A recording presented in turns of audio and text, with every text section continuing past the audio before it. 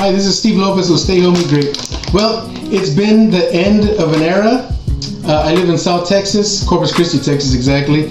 And there's this cheap fish place, fish, chicken, shrimp place called Boat Net that's closed down after 50 years.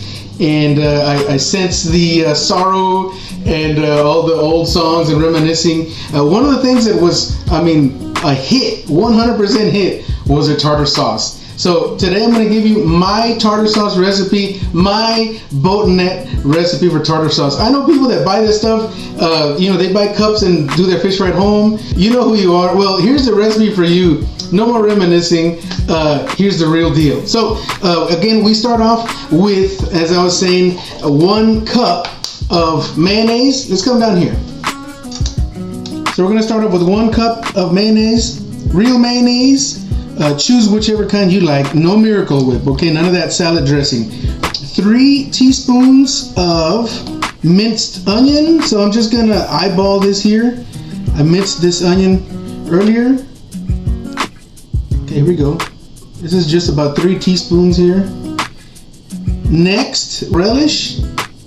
These are heaping teaspoons because you want it dilly, right?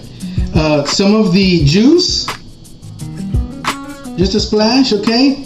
And lastly, just a little hit of black pepper and salt to taste. Here we go. Watch it come together through the magic of television. Da-da-da-da.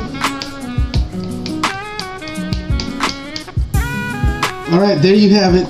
Here is your Boat Net tartar sauce in all of its glory. I dare you to try this at your house, and you're going to be back in 1990s or whenever the last time you enjoyed your Boat Net.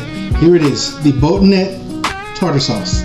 Once again, I'm Steve Lopez with Stay Home Eat Great. Have a great day.